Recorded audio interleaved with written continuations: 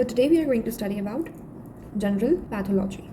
So what is etiology? Etiology is anything that causes a disease. Anything causing a disease is called as your etiology. Cell injury, adaptation and cell death. We are going to study about this. Homeostasis क्या होता है? Normal physiological state जो होती है एक cell की, that is called as your homeostasis. और अगर उसमें फिर कुछ जो चेंजेस आते हैं वो हम यहाँ पे पढ़ेंगे. Your ischaemia. What is ischaemia? It is your decrease in blood supply, that is called as ischaemia. Okay, जो नॉर्मल सेल है उसमें 3 कंडीशंस आ सकती हैं. One is your stress, one is your mild non lethal injury and one is your severe and lethal injury. तो normal cell में stress कब आएगा? नॉर्मल सेल में स्ट्रेस कब होगा? जब उसके ऊपर कहीं ना कहीं वर्कलोड बढ़ेगा, राइट. तो नॉर्मल सेल में जब वर्कलोड बढ़ेगा तो स्ट्रेस आएगा, तो सेल पे स्ट्रेस आएगा. तो सेल क्या करेगी? उसको अडॉप्ट करने की कोशिश करेगी.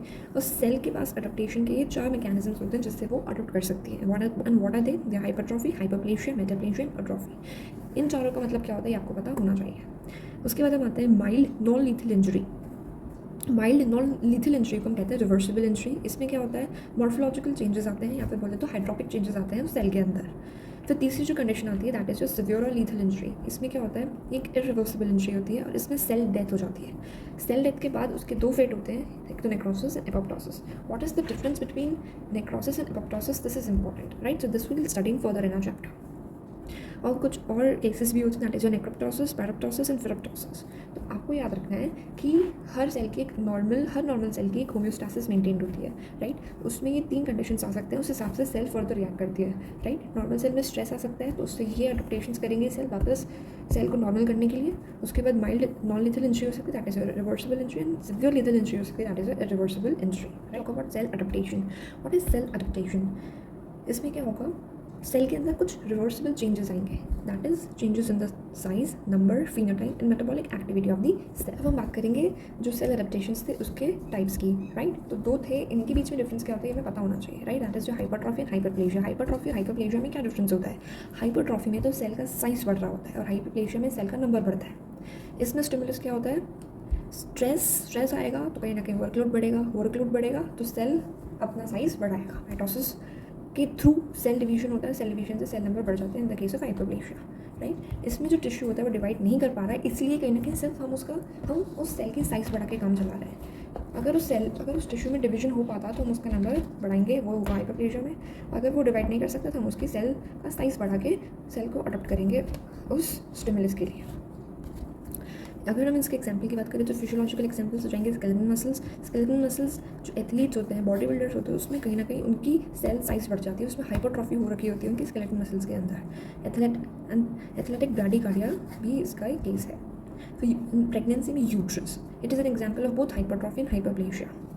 Breast in prepuberty, pregnancy and lactation also shows hypertrophy, right. इसके फिजियोलॉजिकल एग्जाम्पल्स की बात करें तो again uterus in the case of pregnancy and breast में प्यूबर्टी एंड प्रेगनेंसी में कहीं ना कहीं हाइपरप्लेशिया भी हो रहा होता है. पैथोलॉजिकल एग्जाम्पल्स हो जाएंगे कार्डियक मसल में हाइपरटेंशन. लॉजिकल एग्जाम्पल के एस्ट्रोजन एंडोमेट्रियल हाइपरप्लेशिया और androgen that is your BPH पेंगिन प्रोस्टेट हाइपरप्लेशिया. जैसे कि आपको पता है यूट्रस के अंदर दोनों होते हैं, that is your hypertrophy and hyperplasia. तो कहीं ना कहीं हाइपरट्रॉफी ज़्यादा होती है as compare to hyperplasia in the case of uterus. अब हम आते हैं the biochemical mechanism of myocardial hypertrophy. That is अभी हमने पढ़ा था जो कार्डियक मसल्स में हाइपरट्रॉफी होती है उसको बायोकेमिकल मैकेनिज्म क्या होता है हमें वो पढ़ना कहीं ना कहीं. जो अल्फा एड्रेनर्जिक हार्मोन्स हैं और angiotensin growth factors like insulin, उससे क्या होगा? वर्कलोड बढ़ेगा, मैकेनिकल स्ट्रेच बढ़ेगा. उससे कहीं ना कहीं जो कार्डियक मसल्स है उसके पास रिपीटेड स्टिमुलस जाएगा. रिपीटेड स्टिमुलस जाने से फिर ट्रांसक्रिप्शन फैक्टर्स बढ़ेंगे, that is your GATA4, NSAT and MEF2, ये बढ़ेंगे. इससे ये 3 कंडीशंस आती हैं हमारे पास. इससे क्या होगा? ग्रोथ फैक्टर्स बढ़ेंगे. ग्रोथ फैक्टर्स क्या करेंगे? फिर से इस साइकिल को प्रमोट करेंगे और ये यहाँ तक आएगा. और क्या होएगा? एक्टिन का सिंथेसिस बढ़ेगा, that is your contractile protein. इससे इफेक्टिव कॉन्ट्रैक्शन आएगा. फिर जीन एक्सप्रेशन बढ़ेगा तो कार्डियक मसल्स में कहीं ना कहीं जो एडल्ट अल्फा से बीटा कन्वर्ट होएगा और उससे कॉन्ट्रैक्शन बढ़ रहा होगा. ब्रेन के अंदर हाइपरट्रॉफी कभी भी नहीं होती है. तो अगर मैं एक नॉर्मल साइकिल की बात करूँ, नॉर्मल स्ट्रेस था, राइट. एक सेल में नॉर्मल स्ट्रेस आया, उससे क्या हुआ? Stress increased demand.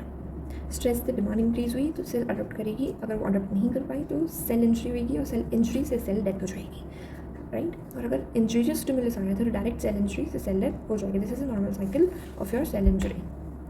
तो हमने 2 चीज़ें पढ़ ली अभी तक, that is hypertrophy and hyperplasia. Now let's talk about metaplasia. Change in phenotype due to cell due to stem cell reprogramming is called as your metaplasia. इसमें क्या होगा, डिफ्रेंशिएटेड सेल का ट्रांसफॉर्मेशन होगा into another type of same kind. मतलब एक differentiated cell है वो उसी टाइप के दूसरे सेल में कन्वर्ट हो जाएगी, ट्रांसफॉर्म हो जाएगी, उसकी फिनोटाइप में चेंज होना, स्टेम सेल का रीप्रोग्रामिंग होना, this all is called as metaplasia. Stimulus के अगर हम बात करें तो वो होता है chronic irritation. Metaplasia of two types, epithelial and connective tissue. Epithelial दो टाइप का है, squamous and columnar. Squamous most common है. कनेक्टिव टिश्यू की बात करें तो that is myositis ossificans, dystrophic calcification in muscles, जिसमें क्या होता है मसल्स से बोन में ट्रांसफॉर्मेशन होता है. This is an example of connective tissue metaplasia. अब हम बात करेंगे एपिथेलियल में, जो कि मोस्ट कॉमन है स्क्वेमस मेटाप्लेशिया की. स्क्वेमस मेटाप्लेशिया की बात करो, इसमें जो स्क्वेमस एपिथेलियम होती है वो रिप्लेस कर देती है किसी और एपिथेलियम को उस जगह पे जो प्रेजेंट थी, राइट. जैसे अगर मैं एग्जांपल्स की बात करूँ कहाँ पे हमें स्क्वेमस मेटाप्लेशिया दिखता है, तो रेस्पिरेटरी सिस्टम में in the case of smokers, in the case of COPD patients, that is a chronic obstructive pulmonary disorder, तो smokers, COPD and vitamin deficiency, इन तीनों में हमें वहाँ पे जो एपिथेलियम होती है रेस्पिरेटरी सिस्टम में, उसकी जगह स्क्वेमस एपिथेलियम आ जाती है, रिप्लेस होकर, ट्रांसफॉर्म होकर. So this is example of squamous metaplasia. Bile और पेनक्रियाटिक डक्ट्स में स्टोन्स, इन्फेक्शंस, इनकी वजह से ब्लैडर में स्टोन्स, जो सर्विक्स में पीएच चेंज होगा, एचपीवी इन्फेक्शन होगा, that is due to your papilloma virus, इन सब में क्या आएगा, स्क्वेमस मेटाप्लेशिया आएगा. फिर कोलुमिनर मेटाप्लेशिया की बात करें तो कोई और एपिथेलियम अगर रिप्लेस हो जाए कोलुमिनर एपिथेलियम से, that is your columnar metaplasia. Very simple.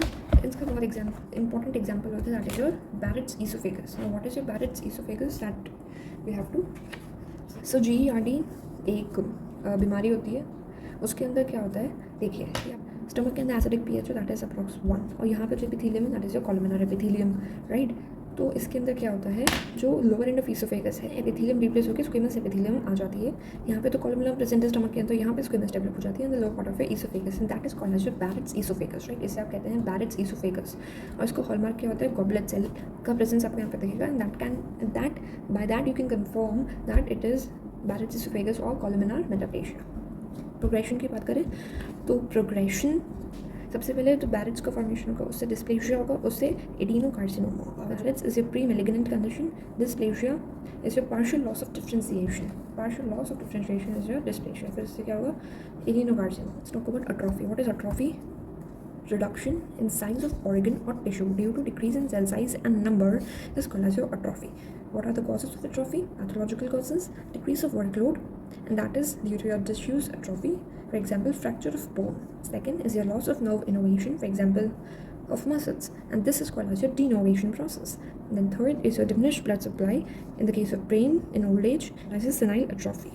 Diminished nutrition, that is your PEM, then loss of endocrine stimulation, for example menopause, decrease of estrogen, that will lead to decrease in the size of uterus and breast. Then pressure atrophy, for example tumor compressing an organ mechanism, the damaged or misfolded protein is removed by ubiquitin proteasome pathway. Sometimes atrophy is associated with autophagy, that is your self-eating. Talk about reversible injury. Talking about the reversible injury, हम उसके mechanism की बात करें तो reversible injury को क्या कहते हैं, माइल्ड नॉन लीथल इंजरी कहते हैं. इसमें क्या होगा, सबसे पहले इसमें होगा माइल्ड इस्टीमिया. इस्टीमिया मतलब डिक्रीज इन ब्लड सप्लाई कम हुई, उससे क्या होगा, ऑक्सीजन सप्लाई कम होगी. ब्लड सप्लाई कम हुई तो टिश्यू के पास ऑक्सीजन कम जाएगी.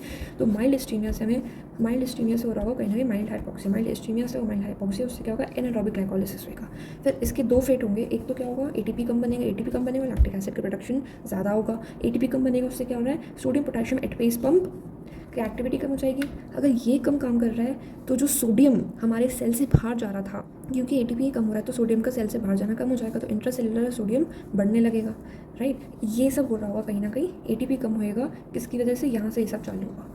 फिर अगर मैं बात करूँ मॉर्फोलॉजिकल चेंजेस क्या होगा, मॉर्फोलॉजिकल चेंजेस में हम 3 टाइप के चेंजेस पढ़ेंगे. One is your EM changes, fatty changes and your LH changes. ये 3 टाइप के में चेंजेस पढ़ने हैं इसके अंदर. तो ईएम चेंजेस में क्या, सेल है वो स्वेल करेगा, तो उस जो सेल के माइक्रोविलाई हैं उनका लॉस हो जाएगा. Why? Due to the increase in cell size. उसके बाद क्या होगा, ब्लेब्स का फॉर्मेशन होगा, साइटोप्लाज्मिक ब्लेब्स का फॉर्मेशन होगा. क्यों? क्योंकि वो ज़्यादा वाटर का अक्यूमुलेशन कर सके, इसके लिए ब्लेब्स का फॉर्मेशन होगा सेल के अंदर. फिर क्या होगा, इसके बाद ग्रेजुअली ऑर्गेनल की स्वेलिंग होगी. ऑर्गेनल की स्वेलिंग में ईआर स्वेल हुआ, माइटोकॉन्ड्रिया स्वेल हुआ. इससे क्या होगा, जो राइबोसोम उस पर अटैच थे वो डिटैच हो जाएंगे.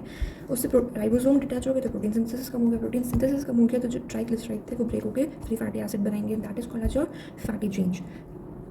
Next we'll talk about LH changes. LH changes क्या होगा, सेल की स्वेलिंग होगी. ये नॉर्मल सेल था, चेन में प्रेजेंट होंगे ए बी और ये भी, तो जो क्रोमैटिन था वो कंटेंस हो जाएगा in the case of cell swelling. Staining, जो नॉर्मली तो पिंक स्टेन होता है उसमें प्रेजेंट, लेकिन इसमें क्या होगा, पेल कलर का स्टेन प्रेजेंट होगा। वाटर बाहर जाएगा, क्योंकि वाटर सेल से बाहर चला गया तो स्टेन था वो पेल हो गया, क्लाउडी स्वेलिंग, हाइड्रोफोबिक चेंजेस आएंगे।